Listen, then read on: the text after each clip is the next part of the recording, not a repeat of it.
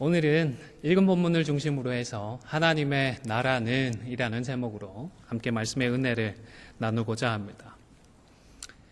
화면을 보시면 고사와 관련된 사자성어가 있는데요. 발묘조장이라고 하는 글귀입니다. 맹자라는 사람이 제자들에게 꾸준히 수양을 해야 할 것을 권하면서 다음과 같은 예화를 들었다고 합니다. 송나라에 한 농부가 있었는데요.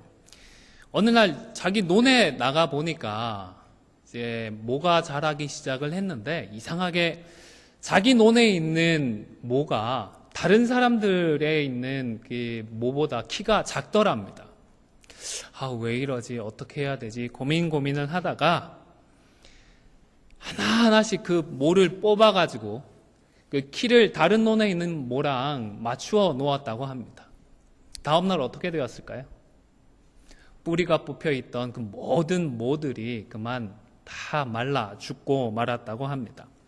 그래서 그 모를 빼서 자랄 것을 돕는다라는 뜻의 이 발묘조장이라는 이 어귀는 급하게 서두르다가 오히려 이를 망치게 될 때에 사용을 하는 단어입니다. 다들 잘 아시겠지만 농사라고 하는 것이 서두르고 조급하게 하면 이 망치기가 쉽습니다. 여유를 가져야 하고 때를 기다려야 합니다. 왜냐하면 대부분의 작물들이 우리의 눈에 보이도록 자라고 성장을 하지 않기 때문입니다. 밭에 씨를 뿌려놓고 다음날 나가봐도 싹은 나지 않습니다. 그 다음날 나가봐도 싹은 나지 않습니다. 한동안 싹은 보이지 않습니다. 그런데 때가 되면 자라겠지라며 잊고 있다 보면 어느 날 땅에서 싹이 돋아나 있는 것을 보게 됩니다. 사실 요즘은 시대가 너무 좋아져가지고요. 저속으로 촬영이 되는 카메라를 설치해 두고 나중에 한참 지나고 난 다음에 고속으로 빨리 감아서 보게 되면 식물이 어떻게 싹이 나고 어떻게 자라는지 볼 수 있기는 하지만 일반적으로는 이처럼 우리가 눈치챌 수 있도록 식물은 자라지를 않는 것입니다. 식물만 그런 것이 아니지요. 아마 다들 다이어트로 고민이 많으실 텐데 우리 배둘레에 있는 햄이 언제 이렇게 자라는가. 자라는 것을 보셨던 분은 없잖아요. 어느 날 갑자기 보니까 이만큼 햄들이 둘려 있는 것을 보게 됩니다. 우스갯소리를 한 건데 우리의 자녀들이 키가 자라고 마음이 자라는 것, 그것도 사실 우리가 볼 수 있게 자라는 것이 아닙니다. 신방을 갔을 때에 집 한켠에 이런 표시들이 되어 있더라고요. 몇 월 며칠, 몇 년 몇 월 며칠 이렇게 해서 누구 해서 이렇게 자녀들과 그리고 손주들 키를 재어 놓은 것을 표시해 놓은 것을 본 적이 있습니다. 자라는 것이 그냥은 보이지 않는데 그렇게 1년이면 1년 아니면 몇 달마다 올 때면 올 때 그렇게 기록을 해놓으면 그제서야 우리는 자랐구나, 컸구나 인식을 하게 되는 것입니다. 얘들이 도대체 언제 철이 들려나, 언제 마음이 좀 자라려나 그런 생각을 하다가도 어느 날 갑자기 아빠 엄마를 챙기고 Father's Day인데요. 아빠 Father's Day 감사합니다라고 카드라도 써오게 되면 이 평생 철 안 들 것 같더니 그만큼 컸구나라는 생각들을 하게 되는 것입니다. 오늘 본문에서 예수님께서 하나님의 나라를 설명하시면서 하나님의 나라는 마치 사람이 씨앗을 땅에 뿌리는 것과 같다. 그리고 땅에 뿌려진 이 씨앗이 자라는 것처럼 우리의 눈에 볼 수 있게끔 자라는 것은 아니다라는 사실을 분명히 말씀을 하십니다. 우선 하나님의 나라가 뭔지부터 잠시 생각을 해보시면 좋을 것 같습니다. 하나님의 나라가 뭐죠? 또 천국이라고 표현하기도 하고 하늘나라라고 표현을 하기도 하는데 도대체 이 세 가지가 무엇을 의미하는 것인가요? 간략하게 설명을 하면 이 세 가지는 다 똑같은 것을 의미합니다만은 특별히 하나님의 나라라고 표현을 할 때에는 하나님의 주권, 하나님의 다스림, 하나님의 통치에 대해서 주목을 하는 표현입니다. 장소나 그리고 나라를 이루는 사람들보다는 그 나라를 다스리는 하나님께 초점을 맞추는 것입니다. 그리고 이런 맥락에서 우리가 자주 하나님의 나라가 자라게 된다, 확장된다라는 표현을 하게 되는데, 이것은 단순히 사이즈가 커진다라는 의미가 아니라 성도 개개인의 차원에서는 하나님의 주권을 성도들이 좀 더 잘 인정하고 순정하게 되는 것을 의미를 합니다. 그리고 교회적인 차원에서도 하나님의 다스림과 하나님의 통치를 온 교회가 더 잘 순종하고 인정하고 따르게 되는 것을 의미합니다. 그렇기 때문에 하나님의 나라가 확장이 된다, 하나님의 나라가 자라고 진행이 된다라는 이런 표현들은 우리 성도들과 교회의 영적인 성장을 의미하는 것이기도 합니다. 그러니까 오늘 본문의 말씀은 우리 성도 개개인에게 있어서 영적인 성장이라고 하는 것은 우리가 느끼고 자각할 수 있게 그렇게 일어나는 것이 아니다라는 말씀이기도 합니다. 또한 교회적인 영적인 성장에 있어서도 우리가 알 수 있게, 우리가 볼 수 있게 변화되고 성장하는 것은 아니라는 것입니다. 물론 아주 이례적인 경우들이 있기도 합니다. 지난 세기 한국에서 한국교회는 정말로 이례적으로, 정말로 폭발적이라고 할 만큼 급격한 성장을 하기는 했습니다. 그러나 기본적으로 하나님의 나라는, 그리고 성도와 교회의 영적인 성장과 성숙은 이런 식으로 눈에 보이게끔 일어나지 않는다는 것입니다. 27절 말씀을 한번 보시겠습니까? 자라되 어떻게 그리 되는지를 어떻다고요? 알 수 있다고요? 알지 못한다. 예수님께서 분명히 말씀하신 것입니다. 교회 성도들의 숫자는 줄어도요, 하나님의 나라는 오히려 확장하고 있을 수가 있습니다. 반대로 성도가 늘어나도 하나님의 나라는 여전히 줄어들고 있을 수가 있다는 것입니다. 이처럼 언제 변하고 언제 자라는지 우리는 알지 못합니다. 그런데 어느 순간 보면 씨앗이 싹을 틔우고 자라고 열매를 맺는 것처럼 하나님의 나라도 그렇게 성장을 하고 열매를 맺는 것입니다. 우리가 알 수 없습니다. 우리가 느끼고 인식할 수가 없습니다. 그러다 보니 좀 불안하지요. 염려도 되고 걱정이 됩니다. 사실 우리는 나름대로의 청사진을 그리면서 살아갑니다. 요 정도 공부하면 요 정도 대학 갈 거고, 요 정도 대학 졸업하면 이 정도의 잡을 가져서 이런저런 생활을 할 수 있을 거야. 큰 그림을 그리면서 살아가게 됩니다. 그런데 그런 것들이 없게 되면, 그런 큰 그림들을 잃어버리게 되면 불안해하고 염려하게 되는 것입니다. 1997년에 한국에서는 IMF 사태가 일어났습니다. 구제금융을 신청을 하게 되면서 정말로 뼈를 깎는 구조조정을 실시하게 되었는데요. 이 과정을 겪으면서 한국 사회는 큰 변화를 경험했습니다. 불확실성과 불안정성이 증가했기 때문입니다. 그 전까지만 해도요, 학생들이 공부를 하면서 요런 대학 들어가면 이런 정도의 기업에 들어가서, 그리고 평생 일을 하고 나면 자녀들도 키워서 시집 장가를 보내고 노후도 어느 정도는 대비할 수 있겠다라는 계산이 있었습니다. 어느 정도 그림을 그려볼 수가 있었습니다. 그런데 IMF가 터지고 구조조정을 하게 되니까 어떻습니까? 평생 직장이라고 하는 것이 그게 불가능하다는 것을 깨닫게 되었습니다. 대학생들도요, 요즘 한국에 가보시면 아시겠지만 대학에 들어가서 낭만을 찾는다 이런 것도 없습니다. 대학에 들어가서 선교단체에 들어가서 신앙의 훈련을 받는 학생들도 이제는 극히 소수입니다. 학점을 따려고 대학에 들어가서도 학원을 다니고요. 좋은 직장을 가져도 불안해서 직장을 다니면서도 새벽 시간을 쪼개서 학원을 다니고 자격증을 땁니다. 직장에 좋은 잡을 가져도요, 5년 뒤, 10년 뒤 내가 어떻게 될지 예상을 할 수가 없는 것입니다. 불안하고 불확실한 것입니다. 이처럼 어느 정도 계산이 있다가 그런 계산들이 사라지게 되니까 더 불안해하고 힘들게 되어졌던 것 같습니다. 그런데 신앙생활 하는 것은 사실 원래부터 그랬습니다. 하나님께서 자, 한 달 뒤에, 1년 뒤에 이런 일이 있을 거야. 그렇게 말씀해 주시던가요? 모르지 않습니까?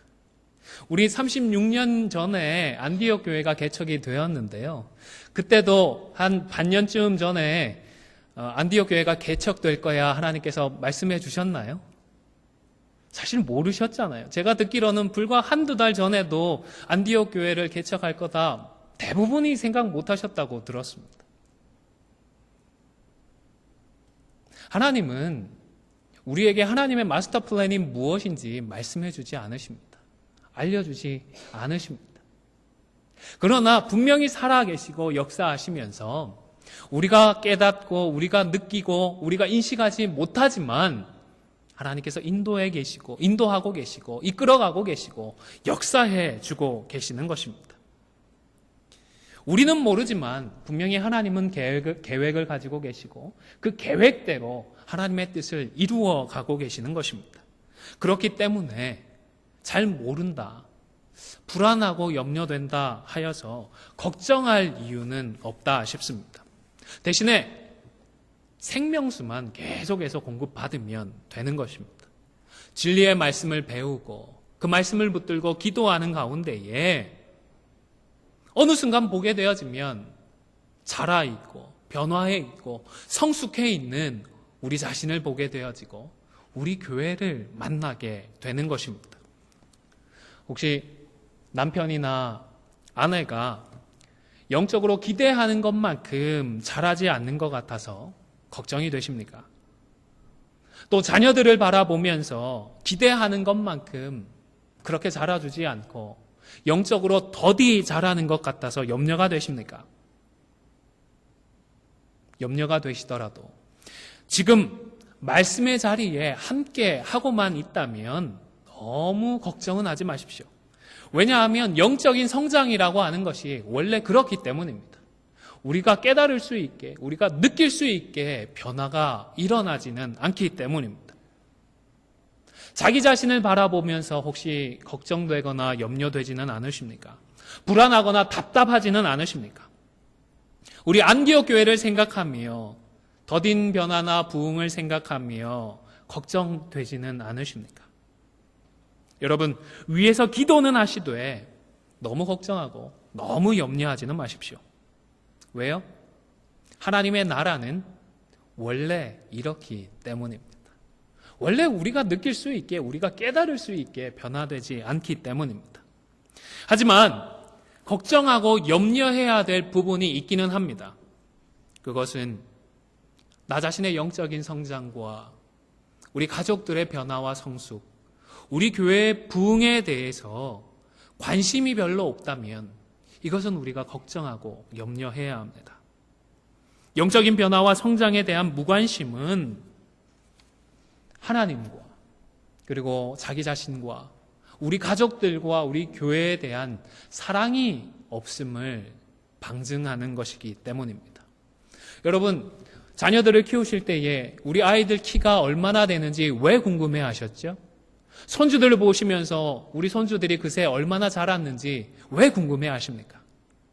자녀들을 그리고 손주들을 사랑하기 때문에 궁금해 하시지 않습니까? 마찬가지입니다.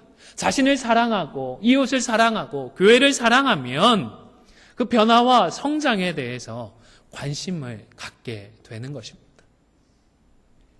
그런데 사랑해서 관심을 갖되 조심해야 할 것이 있습니다. 그것이 뭔가 하면 오늘 서두에 말씀드렸던 것처럼 어떻게 하지 말아야 한다고요? 발묘조장하지 말아야 하는 것입니다. 하나님의 주권을 인정해서 하나님의 때를 기다릴 수 있어야 합니다. 성급하고 조급하게 행동하지 말아야 합니다. 이것을 위해서 저는 오늘 3가지 정도로 구체적인 말씀을 찾아보고자 합니다. 첫 번째로는 따라해 보실까요? 없는 자 같이, 쓰지 못하는 자 같이, 없는 자 같이, 쓰지 못하는 자 같이. 네, 이 말씀을 우리가 기억해야 합니다. 사실 전에 함께 상고했던 말씀이기는 한데 그만큼 중요하고 우리 교회에 꼭 필요한 말씀인 것 같아서 다시 새기는 기회로 좀 삼으시면 좋겠습니다. 고린도전서 7장 29절에서 31절의 말씀을 화면을 참고하시면서 함께 읽도록 하겠습니다. 시작.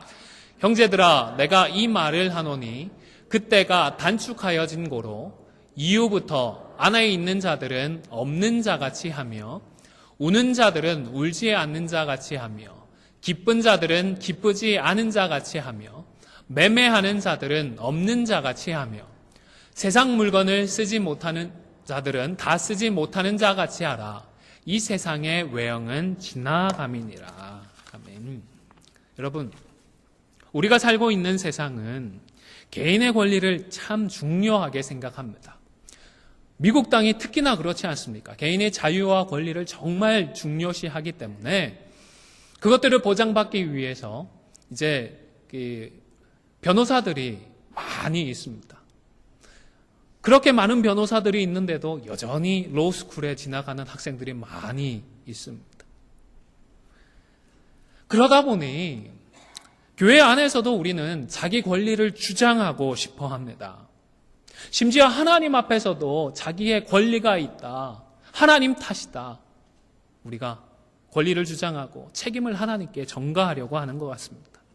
내가 내 권리를 어떻게든 누려야 하니까 조급해집니다. 내 권리를 침해당하고 있는 것 같으니까 빨리빨리 이 문제를 해결해야 할 것 같습니다. 다투고 싸우고서라도 이런 문제는 해결해야 할 것만 같습니다.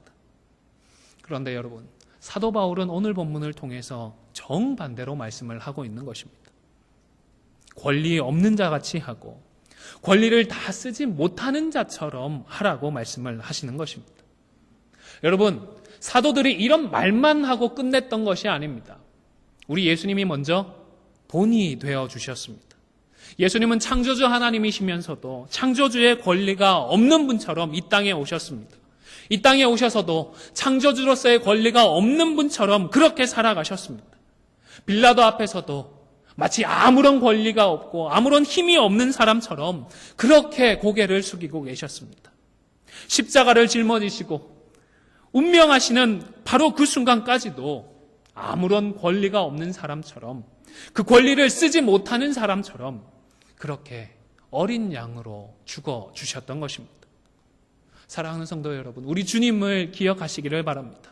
권리가 없는 사람처럼 권리를 쓰지 못하는 사람처럼 그렇게 우리 앞서 살아가셨던 우리 주님을 기억하시기를 바랍니다. 가정에서 남편으로서의 권리가 있고 아내로서의 권리가 당연히 있지만 말씀에 순종하고 본을 보여주셨던 우리 주님을 기억하며 서로가 서로에게 권리가 없는 사람처럼 살아가실 수 있기를 바랍니다. 우리 Father's Day인데요. 아빠로서의 당연히 내가 권리가 있고 그렇습니다. 그렇지만 어떻게 해야 된다고요? 그런 권리가 없는 사람처럼 권리를 쓰지 못하는 사람처럼 살아서 복되고 아름다운 가정을 세워나가는 우리 아버님들 되시기를 주님의 이름으로 간절히 축원을 드립니다. 우리 어머니들 말고요. 아버님들이 하셔야죠. 우리 어머님들도 마찬가지입니다. 내가 아내로서 어머니로서의 권리가 당연히 있습니다. 하지만 어떻게 해요? 그 권리가 없는 사람처럼 그 권리를 쓰지 못하는 사람처럼 그렇게 살아가시는 어머님들 되시기를 주님의 이름으로 간절히 축원을 드립니다. 아멘. 또한 우리 안디옥 교회에서도 명백히 나만의 권리가 있습니다. 내가 주를 위해서 우리 교회를 위해서 묵묵히 헌신하고 수고해 왔습니다. 인정받아 마땅합니다. 하지만 오늘 하나님의 말씀에 순종해서 그런 권리가 없는 사람처럼 그런 권리를 쓰지 못하는 그런 사람처럼 살아감으로 해서 참으로 귀하고 복된 우리 안디옥 교회를 다 함께 세워나가실 수 있기를 주님의 이름으로 간절히 축원을 드립니다. 두 번째로 우리가 하나님의 주권을 인정하고 성급하거나 조급하여서 발묘 조장하는 일이 없도록 하기 위하여서 우리는 서로 다투지 말고 서로 인정해주고 서로의 생각을 또 인정해 주어야 합니다. 고린도전서 7장 후반부에서는 바울이 잘하고 더 잘하는 일에 대해서 교훈을 하고 있습니다. 38절을 한번 보시겠습니까? 같이 읽겠습니다. 시작. 그러므로 결혼하는 자도 잘하거니와 결혼하지 아니하는 자는 더 잘하는 것이니라. 결혼하는 것은 어떻게 하는 것이요? 잘하는 것. 그리고 결혼하지 않는 것은 어떻게 하는 것이요? 더 잘하는 것. 한쪽이 잘못하는 것이요? 아닙니다. 둘 다 잘하는 건데, 둘 다 못하는 것도 아니고 둘 다 잘하는 건데, 그런데 그 중에서 더 잘하는 것이 있다라고 말씀을 하는 것입니다. 그리고 36절에서는 결혼을 어떻게 하라고 했는지 제가 읽어드리겠습니다. 후반부입니다. 죄 짓는 것이 아니니 그들로 결혼하게 하라 했습니다. 여러분, 잘하는 것이 있고 더 잘하는 것이 있으면 어느 것을 선택해야 할까요? 우리가 생각할 때에는 더 잘하는 것을 선택하는 게 좋을 것 같습니다. 그런데 바울은 꼭 더 잘하는 것을 선택해야 된다, 그렇게 권면하지는 않습니다. 결혼하는 것이 더 잘하는 것이 아니라 그냥 잘하는 그런 정도라고 설명을 했는데 36절에서는 바울이 어떻게 해요? 결혼하지 못하게 하라 권면하지 않고 죄 짓는 게 아닌데 그들로 결혼하게 하라, 그렇게 권면을 했던 것입니다. 또한 40절에서 사별한 여성의 경우에 대해서도 같이 한번 읽도록 하겠습니다. 시작. 그러나 내 뜻에는 그냥 지내는 것이 더욱 복이 있으리로다. 나도 또한 하나님의 영을 받은 줄로 생각하노라. 나도 성령 충만함을 따라서 권면을 하고 있는데라며 이 권면을 강조하면서 그냥 지내는 것이, 사별한 여성의 경우에는 재혼하지 않고 그냥 지내는 것이 더욱 복이 있다라고 권면을 했습니다. 그런데 앞의 경우를 생각해 보면, 그러면 사별했기 때문에 그 뒤에 재혼하는 것은 어떤 일이요? 하나님 앞에 죄 지는 일이요? 아닙니다. 그 경우도 복이 있는 일이다라는 사실을 우리가 확인할 수 있는 것입니다. 그리고 바울은 결혼하지 않는 것을 더 강조하고 있지만 실제로는 결혼하는 것에 대해서도 반대하고 있지 않습니다. 하나님의 뜻이다라는 사실은 분명히 하고 있는 것입니다. 여러분, 우리가 살아가고 있는 이 세상은 말 그대로 적자생존인 것 같고 약육강식의 그런 세상인 것 같습니다. 이 세상에서는 내가 너를 밟고 일어서야 내가 설 수 있을 것 같고, 내가 너를 깔아뭉개어야 내가 살아남을 수 있을 것 같습니다. 그런데 교회는 그렇지 않습니다. 그럼에도 불구하고 세상의 이런 가치관을 교회에서도 그대로 사용하려는 것 같습니다. 교회 안에서 성도와 성도들과의 관계 속에서도 다른 사람과 다른 사람의 생각들을 좀처럼 인정해주지 않으려는 것 같습니다. 교회 안에서 내 생각이 맞기 때문에 다른 사람이나 다른 사람의 생각은 무조건 틀렸다라고 생각하려는 것 같습니다. 여러분, 정말로 내가 옳기 때문에 다른 사람은 다 틀렸나요? 아니지 않습니까? 결혼하는 것도 잘하는 것이고 결혼하지 않는 것은 더 잘하는 것입니다. 내가 맞지만 다른 사람이 더 맞을 수도 있고, 내가 맞지만 다른 사람이 조금 더 잘하는 것일 수도 있습니다. 내가 맞기 때문에 상대방은 틀렸다, 아니다, 우리가 속단하지 말아야 하는 것입니다. 개인적으로는 한번 따라해 보실까요? 3일만 뭐 해보자고 말씀드리고자 할까요? 3일만 더 생각해 보자는 겁니다. 상대방이 틀렸다, 네가 틀렸다, 아니다, 이런 판단하고 이런 말을 하기 전에 우리 주님도 우리를 구원하시기 위하여서 3일간이나 음부의 고통을 당하셨으니까 그 고통을 생각하며 이게 틀렸다, 아니다 판단하기 전에, 판단하고 말하기 전에 딱 3일간만 좀 더 생각해 보시면 좋겠습니다. 그렇게 여유를 가지고 생각하다 보면 생각보다 많은 경우에 있어서 상대방이 틀렸다라고 결론을 내리기 전에 나의 생각이 바뀌어서 너도 틀리지 않았네, 너도 맞네 라고 인정하게 될 수 있으리라, 저는 그렇게 믿습니다. 세 번째로 하나님의 주권을 인정하고 또 영적으로 발묘 조장하지 않기 위해서 우리 성도들은 기본에 충실해야 합니다. 말씀과 기도와 교제, 이 가장 기본적인 신앙생활의 세 가지 축에 충실을 해야 하는 것입니다. 우리들의 일반적인 성향이 특별한 것, 또 자주 경험할 수 없는 것들을 더 귀하게 여기는 것 같습니다. 우리에게 공기나 물이 정말 중요합니다. 그렇죠? 없으면 살아갈 수가 없습니다. 그런데 어디에서나 있으니까 별로 귀하게 여기지 않는 것 같아요. 혹시 청혼할 때에 그 귀한 물 한 사발 떠놓고 저랑 결혼해 줄래요? 이렇게 청혼하시는 분이 있을까요? 다이아몬드가 귀합니까? 물이 귀합니까? 우리의 생존에는 물이 훨씬 더 귀한데 그만큼 흔하지 않다 보니까 우리는 보석과 같은 것을 더 귀하게 여기는 것 같습니다. 음식도 마찬가지인 것 같습니다. 한 번씩 별식으로 먹는 것들 자극적이기도 하고 자주 먹지 못하기 때문에 귀하기는 합니다.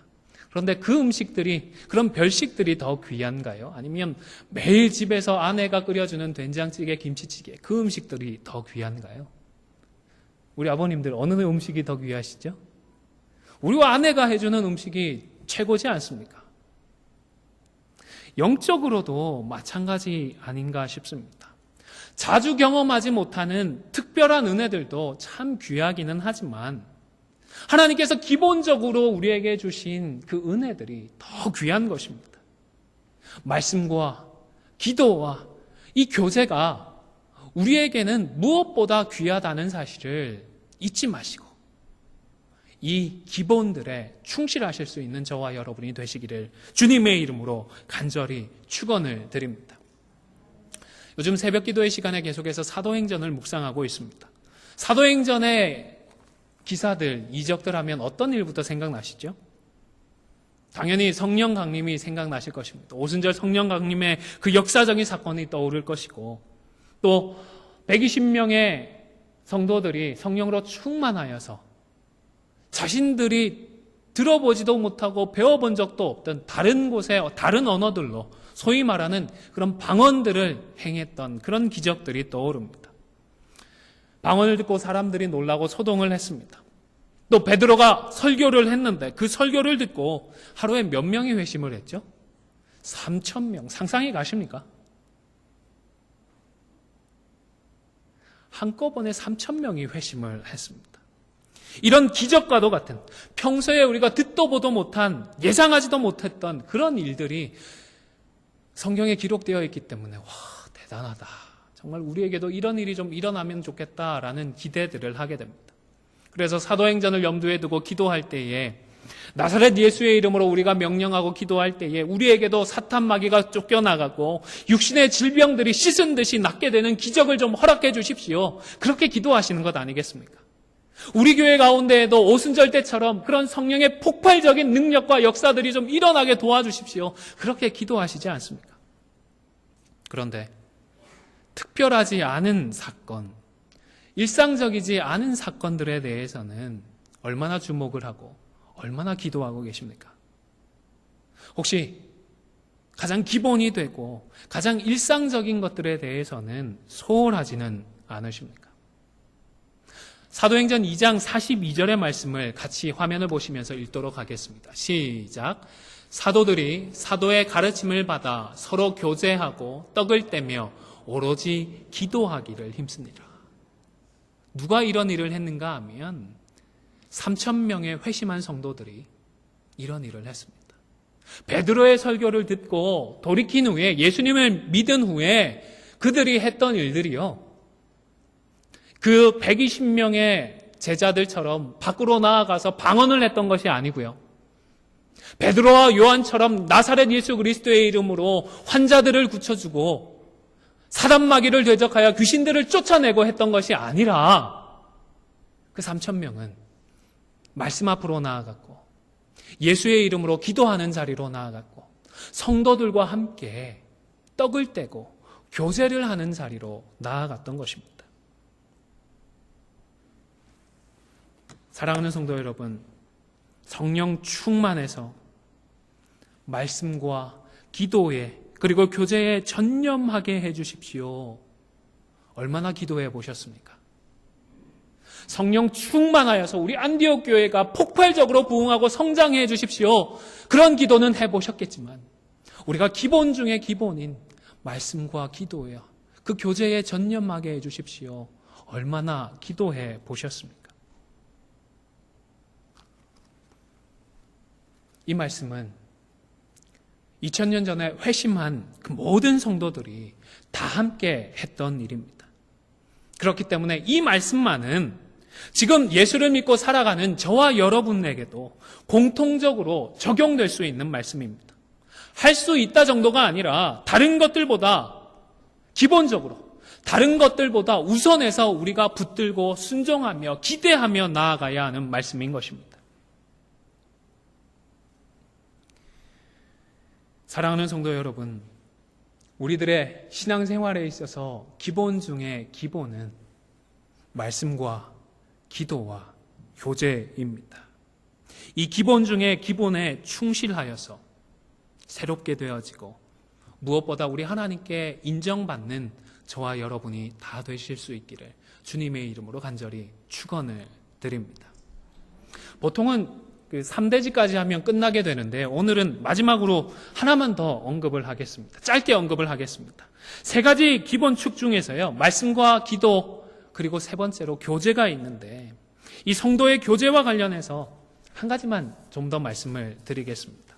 46절, 47절, 사도행전 2장 46절과 47절의 말씀을 마지막으로 함께 읽겠습니다. 시작. 날마다 마음을 같이하여 성전에 모이기를 힘쓰고 집에서 떡을 떼며 기쁨과 순전한 마음으로 음식을 먹고 하나님을 찬미하며 또 온 백성에게 칭송을 받으니 주께서 구원받는 사람을 날마다 더하게 하시니라. 아멘. 여러분, 집에 모여 떡을 뗄 때에 교제하고 식사할 때에 어떤 마음으로 했다고요? 46절에 보시면 기쁨과 순전한 마음으로 음식을 먹었다고 했습니다. 기쁨은 말 그대로 기쁨의 마음입니다. 십자가와 부활 그리고 예수 그리스도께서 약속하신 바대로 성령, 그 오순절의 성령 강림을 통하여서 그 10년 가운데 기쁨으로 충만했던 것입니다. 그리고 순전하다는 것은 단순하다라는 뜻이고 하나라는 그런 의미입니다. 3,000명, 그러니까 3,120명이나 되는 그런 성도들이 오순절날 모였을 텐데 그들의 마음이 어땠다고요? 2개도 아니고 하나의 마음으로 일치가 되었다라는 말씀인 것입니다. 십자가와 그리스도, 구원의 복음과 같은 신령한 것들에 대해서 한 마음으로 생각하고 한 마음으로 꿈꾸며 나아가고 있었던 것입니다. 사실 오늘날 많은 교회들의 식탁의 교제가 이런 순전함과는 거리가 멀어져 버린 것 같습니다. 오히려 식탁에서 교제하는 자리가 죄를 짓기 쉬운 자리가 되어버린 것 같습니다. 순전함을 추구하기보다는 자기를 자랑하고 자기를 높이려고 하는 자리가 되었기 때문입니다. 식탁의 교제를 하면서 왜 그렇게 남을 욕하고 남을 비판하는지 모르겠습니다. 여러분, 교회로 모여 예수의 이름으로 함께 교제하실 때에는 다른 성도들을 욕하고 비판하지 마시기를 바랍니다. 오늘 초대교회 성도들이 그러했듯이 기쁨과 순전함으로 함께 음식을 나누실 수 있기를 바랍니다. 꼭 기억하십시오. 어떤 마음이요?